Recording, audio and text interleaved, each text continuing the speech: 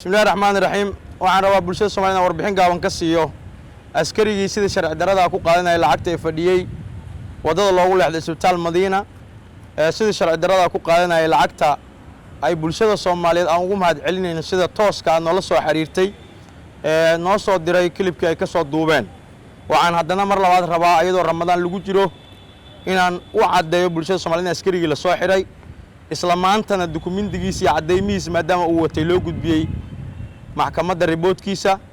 beritu saacada ugu soo horeysana la geyn doono maxkamadda ciidamada qalabka sida lana waafajin doono sharciga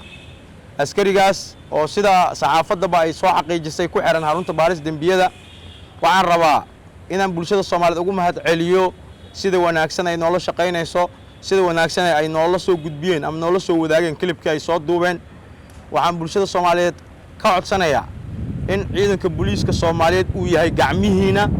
oo idinku aad ku tashanaysaan lana rabo wixii qalad aad aragtaan inaad ku soo sintaan cadow ha ahaado shakhsi booliis ha ahaado shakhsi kasta uu yahay hadduu dambi ku jiro ciidanka booliiska Soomaaliyeed wuxuu idin ballan qaadayaa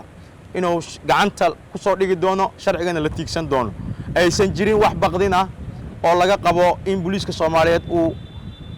arintaasi raali ka yahay ciidanka booliiska Soomaaliyeed raali kama noqon doono askari ka tirsan ciidanka xoogga dalka Soomaaliyeed booliiska militariga qof walba uu yahay in gudaha magaalada uu ku dhibaateeyo bulshada Soomaaliyeed sidaan horena idin la wadaagnay waxaan gacanta ku soo dhignay shirkado moobilada dhaca oo qaarkood ay ganacsi ka abuurteen dhaca hantida ummadda Soomaaliyeed sida maantana haddana ay xalay noola soo wadaageen bulshada Soomaaliyeed askarigaas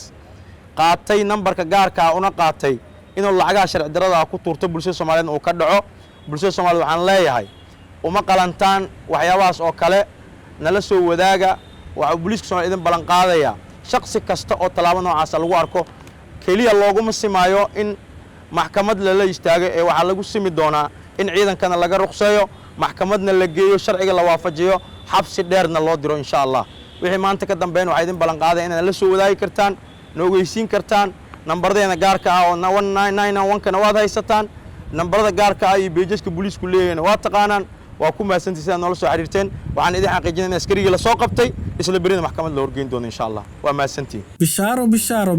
macaamiil ma doonaysaa inaad hesho dhammaan adeegyada shirkadda isgaarsiinta Somtel adigoo isticmaalaya mobilkaaga simikaar la'aan habraaca isdiiwaangelinta fudud ee adeegga eSIM si aad u furato adeegga eSIM haddii aad isticmaalayso Samsung ugu horeyntii gal settingka mobilkaaga kadibna dooro simikaar manager sidoo kale dooro add mobile plan ku iskaan garee QR code-ka ku gaarka ah ee ku soo dirtay shirkadda isgaarsiinta Somtel ugu dambeyntii confirm garee hambalyo waad ku guuleysatay isdiiwaangelinta adeegga eSIM ee shirkadda isgaarsiinta Somtel si aad u furato adeegga eSIM haddii aad isticmaalayso iPhone ugu horeyntii gal settingka mobilkaaga kadibna dooro Cellular sidoo kale dooro add Cellular plan ku aadi QR code-ka ku gaarka ah ee ku soo dirtay shirkadda isgaarsiinta Somtel ugu dambeyntii confirm garee hambalyo waad ku guuleysatay isdiiwaangelinta adeegga eSIM fiiro gaar ah ugu horeyntii hubi inaad haysato internet ka hor inta aadan gudagelin habraaca isdiiwaangelinta fudud ee adeegga eSIM mahadsanid